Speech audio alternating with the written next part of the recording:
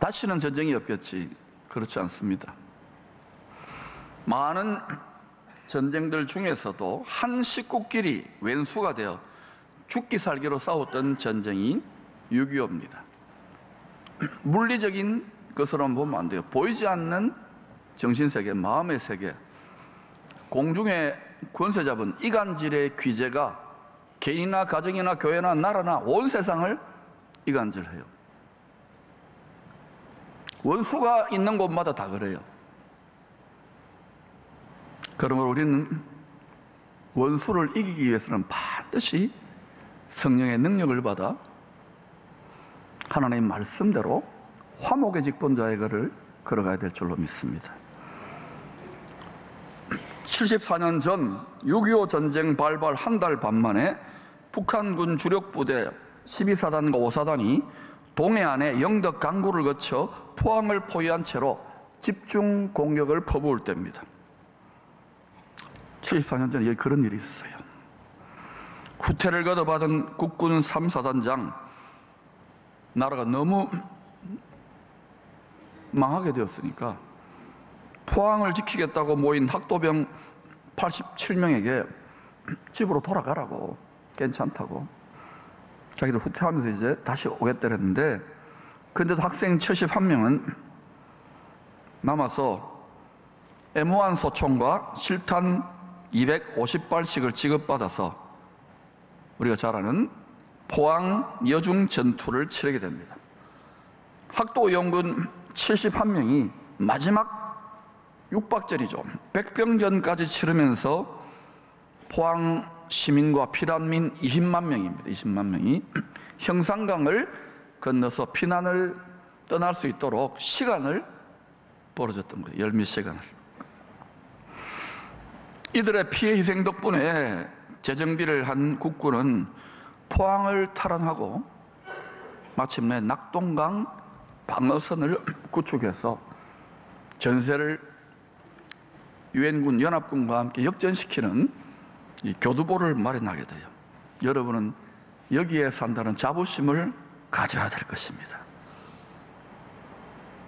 우리가 알고 있는 잘못된 사상과 또 리더십을 발휘했던 마르크스라든지 스탈린도 신학생이었습니다. 어떤 상처가 있겠지요. 성경 말씀에 자기 자아를 짓뭉개고 고운가를 얻길 때 상처가 깊고 실망이 크고 고통이 크면 클수록 거기에 십자가에 계시된 아버지의 사랑이 더 깊이 뿌리 내리는데, 그러니 여러분, 오히려 십자가의 사랑이 더 깊이 사망까지 내려간 그 사랑이 깊이 뿌리 내릴 수 있는 기회로 삼을 수 있기를 축복합니다.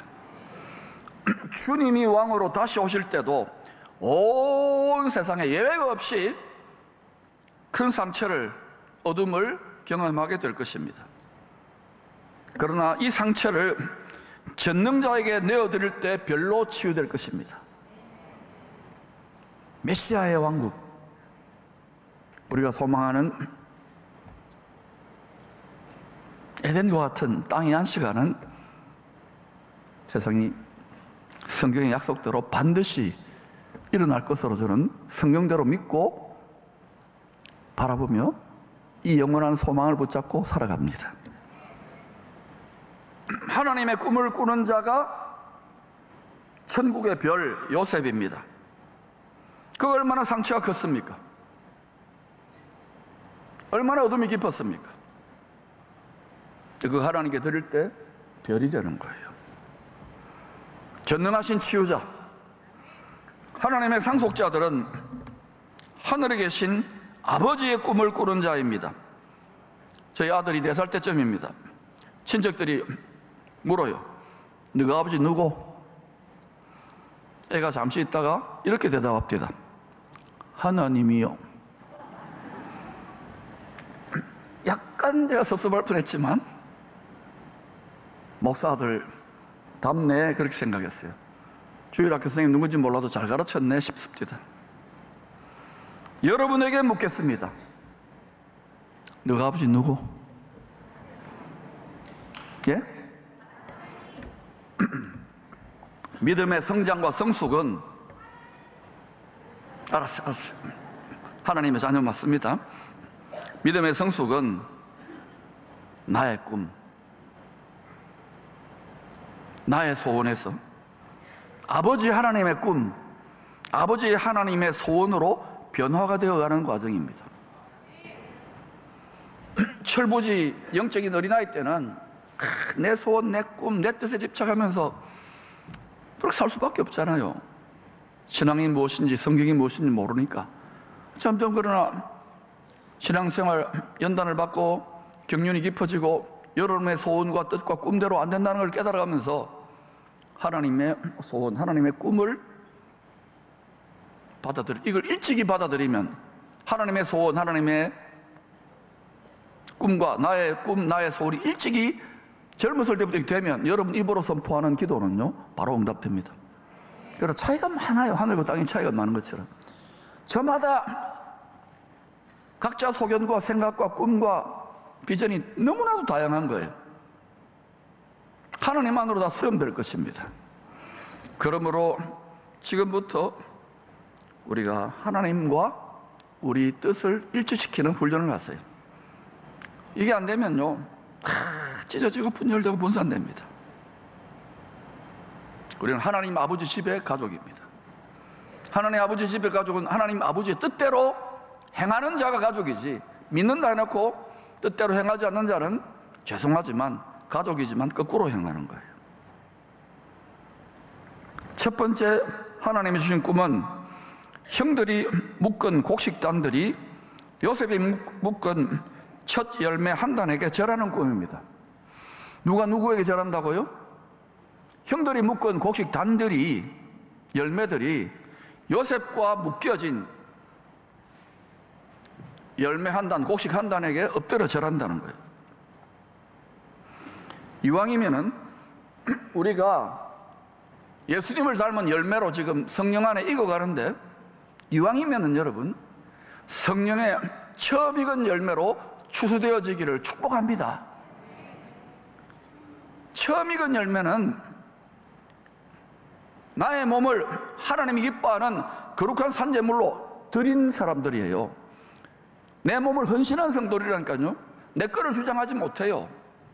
내 마음대로 내 고집과 내 생각대로 살면 아직도 덜 익었어요.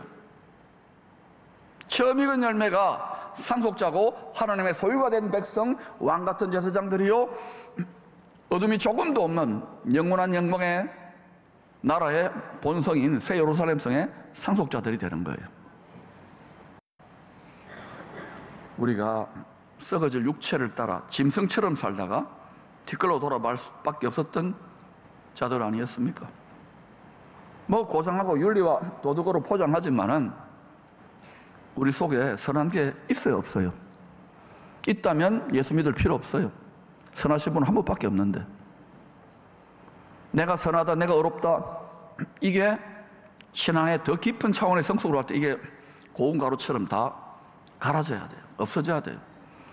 교회도 보면요, 이것저것 일 많이 하고 봉사 많이 하고 뭐 이렇게 하면요 자기 선이 올라가요.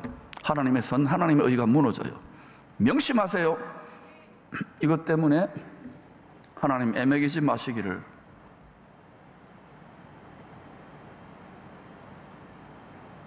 오직 은혜로 들어가는 나라입니다.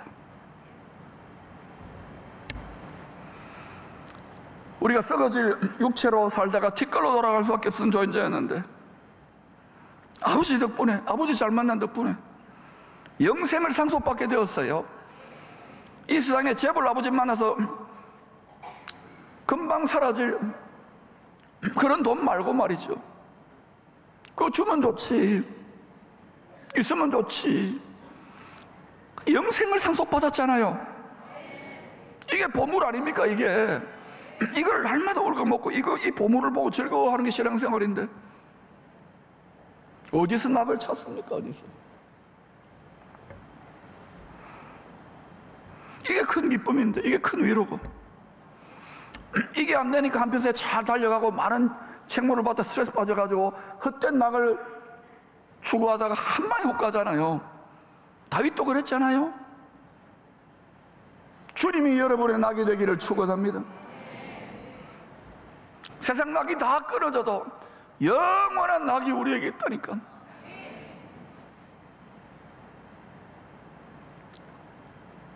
우리의 모든 허물을 친아들이 대신 담당하게 하심으로 하늘 영광에 참여할 수 있는 빛의 자녀로 삼아주시니 감사하지 않습니까? 자격이 있어요. 우리 어둠이 드글드글한데 예수 믿으면 믿을수록, 제대로 깨달으면 깨달을수록 고개가 숙여지는 거예요.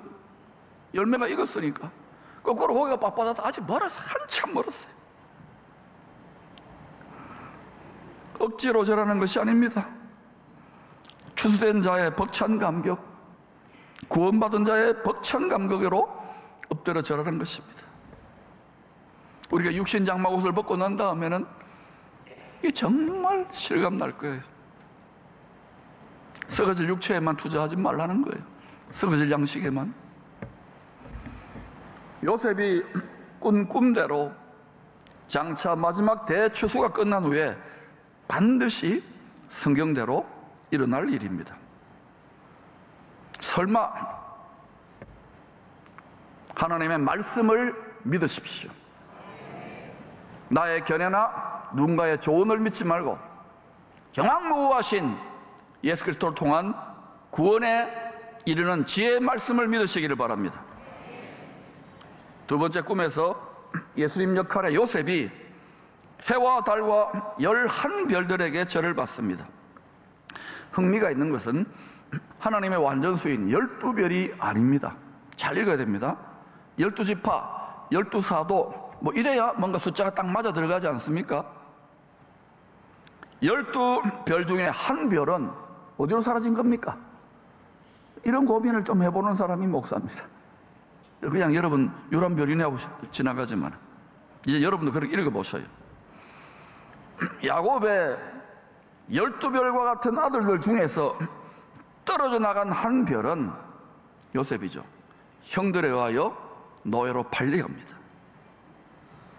창세전에 예수 안에서 택함을 받아 처음 익은 열매로 이스라엘만이 아니라 열방 모든 민족의 많은 생명을 구원하기 위해 먼저 보명을 받은 거예요.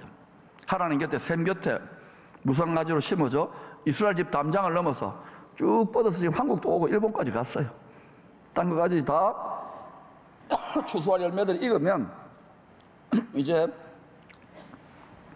말씀에 반복해서 계시한 대로 고센 땅, 영적인 의미를 알아야 돼요. 한 가족으로 원수되었는데 만나게 된답니다. 누구에 의해서? 화목하게 하는 직분의 사명을 잘 감당했던 요셉 덕분에 우리는 화목하게 하는 말씀을 받았다는 걸 아세요. 그런데 아직도 여러분이 정죄의 직분자로 복음의 말씀을 율법처럼 여러분이 인식하고 적용하면 꽉 종교적인 미혹형에 묶여가지고 바울 되기 전에 사울의 미련함을 행하고 있는 것일지도 몰라요.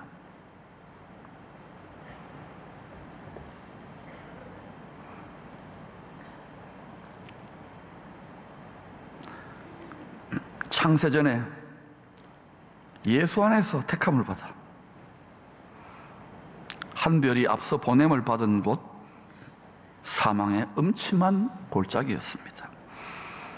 동방 박사들을 이후에 약속의 땅으로 예루살렘과 베들레헴으로 인도한 것도 앞서 인도했던 한 별입니다. 요셉은 어둠의 깊은 터널을 보이지도 않는 참 빛이신 주님의 섭리 속에서 주님과 함께 한 걸음 한 걸음 걸어갔어요. 이럴 때가 있는 거예요. 아무리 울부짖고 기도해도 하나님의 말씀이 응할 때까지 터벅터벅 순종하며 걸어가야 돼요.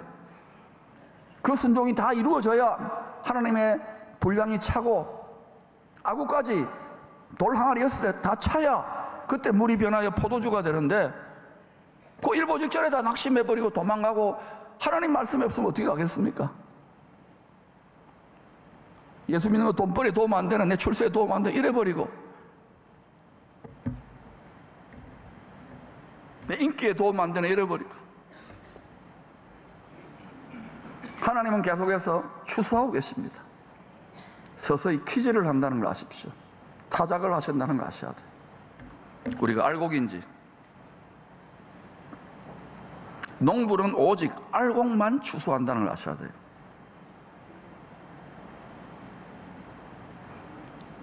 요셉은 어둠의 깊은 터널 그 끝에서 해와 같이 빛나는 천국의 슈퍼스타로 하나님이 높이시잖아요.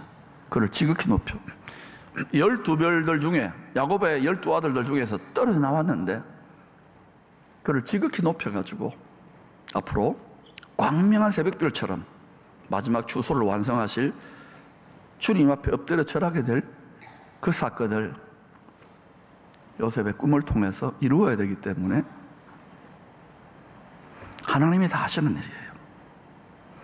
그런데 요셉이 해와 달과 11별들에게 절을 받는 비슷한 장면이 요한계시록에 나옵니다. 요한계시록 12장 1절입니다. 시작.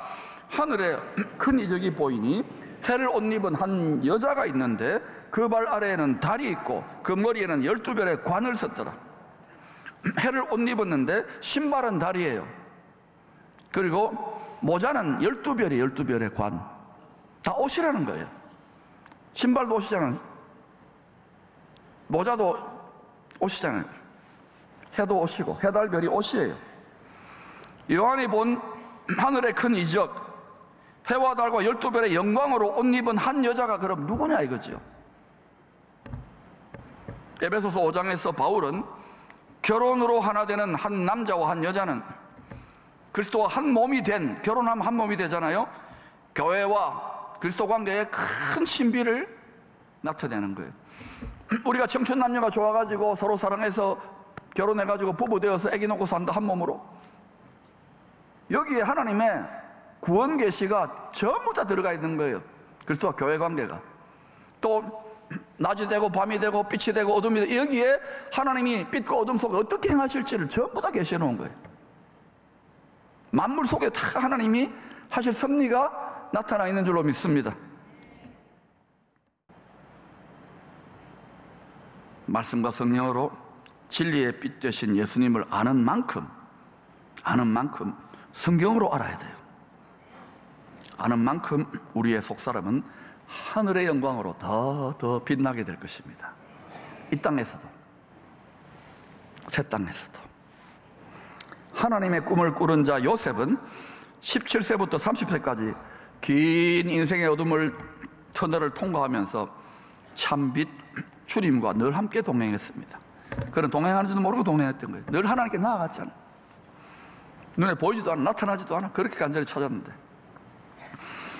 마침내 믿음으로 걸어갔던 그 긴 어둠의 터널 끝에서, 그러니까 완전히 고운 가루처럼 그 심령이 다 갈리워지고 세상에 대한 소망이 다 끊어지고 오직 하늘의 소망만 샘 곁에 심어질 아드폰테스의 심령의 상태가 될 때 해보다도 더 밝은 주님의 영광으로 옷 입혀 주시지요. 그 증거가 애굽 치리자의 옷으로 세상 사람들이 내놓는 거예요. 그는 그때 권력을 가지고 뽐내지 않아요. 잠깐의 명예, 잠깐의 부요, 잠깐의 권력을 주면 얼마나 많이 자빠지고 넘어집니까? 오직 우리의 낙은, 나 자신도 믿으면 안 돼요. 주 예수 그리스도 안에서 낙과 위로를 취하시기를 축원합니다. 열심히 달려가다가 뒤에 보면 그냥 흐지부지 낙이 없어서 그래요. 마음 눈이 어두워진 거예요. 이 세상에 가만히 둡니까? 수많은 스트레스 문제들과 온갖 문제에 시달리는데, 그러니까 어때요? 와서 힘들어 죽겠어요. 이 위로를, 진짜 위로는요, 여러분이 이 상처와 이 고통을, 이 어둠을 통해서 참빛 대신 예수님의 빛의 갑옷, 빛에 빛나고 하얀 깨끗한 웨딩 드레스를 입혀주는 거예요. 여러분의 고난과 인생의 상처와 절망과 어둠을 낭비하지 마세요.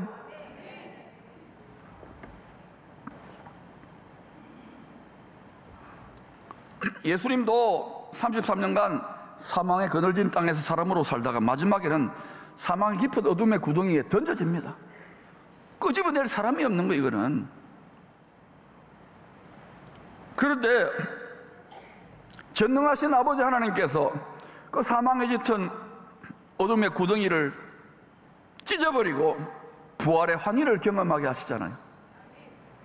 이것은 장차 우리들도 이 땅에서 잠시 그런 일이 있을지 모르지만 이 육체는 어둠이에요.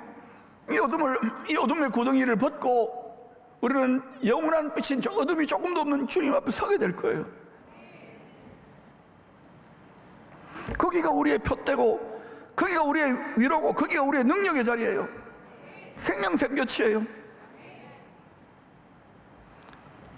성도는 여기에 심어질 때 여러분 좋아하는 물질이나 가정이나 건강이나 영혼이 잘 되기 때문에 물가에 심어진 나무처럼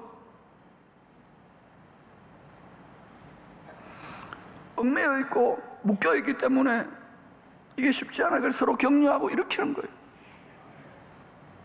우리는 여기에 다 생각과 우리의 마음이 다 결박되어 있다면 이걸 풀어서 하늘로 자꾸 끌어올리는 역할을 지금 응원단장을 하고 있는 거예요. 그래야 우리뿐만 우리 자녀들의 시대도, 이 나라도, 이 교회도, 이 포항도 소망이 있는 거예요. 소망이. 모든 이르피 하나님께서 친아들을 그 긴 어둠의 터널을 사망의 구덩이가 떨어진 그분을 지극히 높여 모든 이름이, 모든 피조물들이, 특별히 구원받은 영혼들, 추수된 곡식단들이 다 그 앞에 엎드려지라는 거예요. 요셉의 절하는 게 아니에요. 이 꿈을 통해서 하나님이 앞으로 하실 일을 쫙 보여주고 있는 거예요. 세상 끝날까지. 우리는 지금 성령 안에, 말씀 안에 익어가고 있는 거예요. 열매로. 지식이 없으면 망하는 거예요. 모든 이름이 천국의 슈퍼스타 예수 앞에 무릎 꿇고 절하게 될 것입니다. 그리고 그분과 한 몸의 지체로 묶여진 처음 익은 열매의 곡식 한 단들에게 엎드려 절할 것입니다.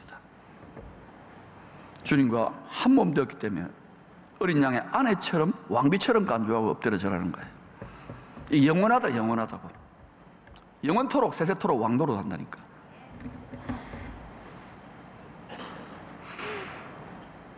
하늘 보좌와 영광 중에 계시는 주님은 하늘의 권능들이 흔들려 별들이 떨어질 정도로 이 땅의 세상이 깊은 어둠의 때에 광명한 새벽별처럼 오실 것입니다. 광명한 새벽별로 다시 오겠다는 말은 이 땅이 어떻게 될 것인지를 이야기해 주고 있는 거예요. 지금 준비할 수 있을 때 부지런히 준비를 하자고 계속 지금 7, 8년 전부터 여러분을 깨우고 있는데,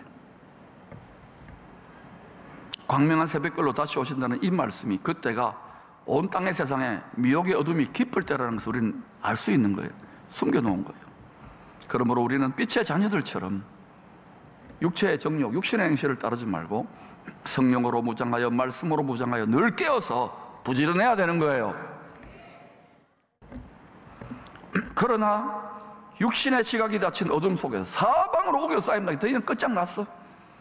이 속에서 베토벤은 목마른 사슴처럼 간절히 뭘 찾아요?